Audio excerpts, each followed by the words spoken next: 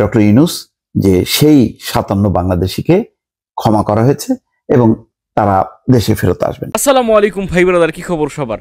Doctor Yunus যে একটা magic, এটা আবারও প্রমাণিত হলো। কি ভাই, ডক্টর ইউনূস ম্যাজিক দেখতেছেন আপনারা? না, আমরা দেখাবো। দর্শক, আরব আমিরাতে কিন্তু ছাত্র আন্দোলনের সময় আমাদের প্রবাসী 57 জন ভাই কিন্তু আটক হয়েছিল আরব আমিরাতে।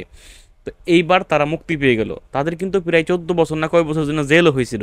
তবে ওই যে বললাম ডক্টর ইউনূস ম্যাজিক, তো ডক্টর ইউনূস ম্যাজিক দিয়ে তাদেরকে মুক্ত করে নিয়ে আসলো। কি ভাই, না ডক্টর ইউনূস কি করছে না করছে, চলুন আমরা কি ম্যাজিক দেখেছে, চলুন আমরা একটা ভিডিও দেখে সেপরে কথা বলবো। আসসালামু আলাইকুম দর্শক, সেই 57 বাংলাদেশিকে ক্ষমা করলো আরব আমিরাত। আপনাদের নিশ্চয়ই মনে আছে, কোটা আন্দোলনের সমর্থনে যখন সরকার বিরোধী আন্দোলন তুঙ্গে, তখন দুবাই সহ বিভিন্ন আমিরাতের বিভিন্ন জায়গায় বিক্ষোভ করেছিল বাংলাদেশিরা কোটা আন্দোলনকে সমর্থন জানিয়ে এবং সরকারের বিরুদ্ধে। সেটি ছিল একেবারেই স্বতঃস্ফূর্ত, একেবারে শেষ ভাগে। তার জেরে আটক করা হয়েছিল, ধরপাকড় করা হয়েছিল 57 জনকে, বিভিন্ন মেয়াদে দণ্ডিত করা হয়েছিল আমিরাতে। আপনারা জানেন যে আমিরাতে যে কোনো রকম সভা সমাবেশ একেবারেই নিষিদ্ধ, কিন্তু সেটা উপেক্ষা করে একেবারে বিজয়ের উল্লাসে অথবা চূড়ান্ত সময় এই বাংলাদেশিরা, তারা জেনে অথবা না জেনে, বাংলাদেশের মানুষের স্বতঃস্ফূর্ত আন্দোলনকে তারা সমর্থন জানিয়ে সেখানে মিছিল করেছিল, সমাবেশ করেছিল। পরে তাদেরকে বিভিন্ন মেয়াদে যখন কারাদণ্ডে দণ্ডিত করা হয়েছিল, তখন বাংলাদেশের মানুষ নিঃসন্দেহে কষ্ট পেয়েছিল এবং সারা দেশে এটি একটা মানে সবাই বেশ দুঃখ পেয়েছিলেন। আজকে দেখেন খুব নাটকীয়ভাবে তাদেরকে আমিরাতের প্রেসিডেন্ট মোহাম্মদ বিন জায়েদ আল নাহিয়ান ক্ষমা করেছেন। এই ক্ষমার পেছনের রহস্যটা কি আপনারা জানেন? 5 দিন আগে 29শে আগস্ট আমিরাতের প্রেসিডেন্ট নিজে ফোন করেছিলেন ডক্টর ইউনূসকে। খেয়াল করেন, আমিরাতের প্রেসিডেন্ট নিজে ডক্টর ইউনূসকে ফোন করে শুভেচ্ছা জানিয়েছিলেন এবং বলেছিলেন যে আমিরাত বাংলাদেশের যে কোনো উন্নয়নে সহযোগিতা করবে, একেবারে তার পক্ষ থেকে যা যা করার দরকার এই সরকারকে সহযোগিতা করতে বা তার কার্যক্রম পরিচালনা করার জন্য। তখনই কিন্তু আমি ধারণা করেছিলাম যে একটা নাটকীয় ঘোষণা আসবে। দেখেন, কোনো আওয়াজ নেই। আজকে সম্পাদকদের সঙ্গে বৈঠক করে তিনি জানিয়ে দিলেন ডক্টর ইউনূস যে সেই 57 বাংলাদেশিকে ক্ষমা করা হয়েছে এবং তারা দেশে ফেরত আসবেন। এখানে কোনো উপায় নেই, যেহেতু বড় ধরনের আইনের লঙ্ঘন করেছে, ফলে তারা আবার সেখানেই থাকবেন, সেটি কোনো উপায় নেই। কিন্তু তাদেরকে কারামুক্ত করা হয়েছে এবং তারা দেশে ফিরে আসতে পারবেন। এই সুযোগটি, এটা একটা অনেক বড় একটা সুযোগ বলা যায় এবং এটা নজিরবিহীন।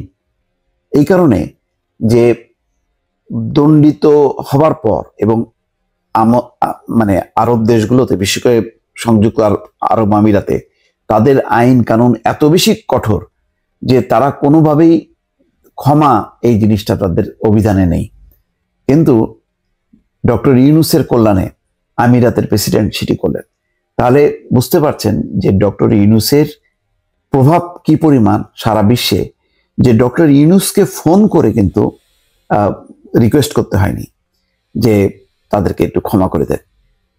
মানে নাহিয়ান নিজে ফোন করেছেন ইউনূসকে শুভেচ্ছা জানাতে, সেই সময় তাদের মধ্যে আলোচনা হয়েছে এবং ডক্টর ইউনূস প্রসঙ্গক্রমে নিশ্চয়ই এই বিষয়টি সামনে এনেছেন বলে আজকে ডক্টর ইউনূসের সঙ্গে কথা বলার 5 দিনের মাথায় এই 57 জন বাংলাদেশিকে ক্ষমা করে তাদেরকে দেশে পাঠানোর ব্যবস্থা করেছে সংযুক্ত আরব আমিরাত।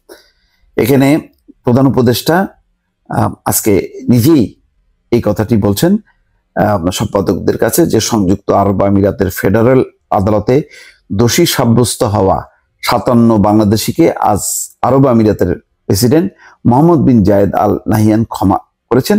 শিগগিরই তাদের বাংলাদেশে পাঠানো হবে। এর আগে গত জুলাই মাসে বাংলাদেশে কোটা সংস্কার আন্দোলনের প্রতি সংহতি জানিয়ে সংযুক্ত আরব আমিরাতে বিক্ষোভ করে এই 57 জন বাংলাদেশি এবং তাদেরকে গ্রেপ্তার করা হয়। তো আন্দোলনের প্রতি সংহতি জানিয়ে গত 19 জুলাই সংযুক্ত আরব আমিরাতের প্রবাসী বাংলাদেশিরা ওই বিক্ষোভ করেন। গত 19 জুলাইয়ের ঘটনা। পরে আবুধাবির ফেডারেল কোর্ট অব আপিল 57 জন বাংলাদেশিকে বিভিন্ন মেয়াদে কারাদণ্ড দেন। তাদের মধ্যে 3 জনকে যাবজ্জীবন, খেয়াল করেন 3 জনকে যাবজ্জীবন এবং 53 জনকে 10 বছর এবং বাকি একজনকে 11 বছরের কারাদণ্ড দেওয়া হয়েছিল। আজকে মানে যাবজ্জীবন আছে 3 জন, 53 জন 10 বছর এবং একজন 11 বছর। তার মানে জীবনটা কিন্তু তাদের শেষ হয়ে যেত। আজকে বাংলাদেশের এমন একজন অন্তর্বর্তী সরকারের প্রধান নিযুক্ত হলেন ডক্টর ইউনূস। তার এতই প্রভাব, তার প্রতি এতই বিশ্বের রাষ্ট্রনেতাদের সম্মান যে ডক্টর ইউনূসকে অনুরোধ করতে হয়নি। আমিরাতের প্রেসিডেন্ট নিজে ফোন করে যখন কি শুভেচ্ছা জানিয়েছেন, তখনই বাংলাদেশিরা ওই বিক্ষোভ করেন। গত 19 জুলাইয়ের ঘটনা। পরে আবুধাবির ফেডারেল কোর্ট অব আপিল 57 জন বাংলাদেশিকে বিভিন্ন মেয়াদে কারাদণ্ড দেন। তাদের মধ্যে 3 জনকে যাবজ্জীবন, খেয়াল করেন 3 জনকে যাবজ্জীবন এবং 53 জনকে 10 বছর এবং বাকি একজনকে 11 বছরের কারাদণ্ড দেওয়া হয়েছিল। আজকে মানে যাবজ্জীবন আছে 3 জন, 53 জন 10 বছর এবং একজন 11 বছর। তার মানে জীবনটা কিন্তু তাদের শেষ হয়ে যেত। আজকে বাংলাদেশের এমন একজন অন্তর্বর্তী সরকারের প্রধান নিযুক্ত হলেন ডক্টর ইউনূস। তার এতই প্রভাব, তার প্রতি এতই বিশ্বের রাষ্ট্রনেতাদের সম্মান যে ডক্টর ইউনূসকে অনুরোধ করতে হয়নি। আমিরাতের প্রেসিডেন্ট নিজে ফোন করে যখন কি শুভেচ্ছা জানিয়েছেন, তখন দর্শক আপনারা এখানে দেখতে পেলেন, এখানে এটাই হচ্ছে আমাদের ডক্টর ইউনূসের ম্যাজিক। ডক্টর ইউনূস 29 অক্টোবর আরব আমিরাতের যে সরকার, নাহিয়ান নাকি তার নাম, তার সাথে কথা বলছে এবং আজকে তাদেরকে মুক্ত করে দিছে। মানে কি একটা অবস্থা, আল্লাহু আকবার।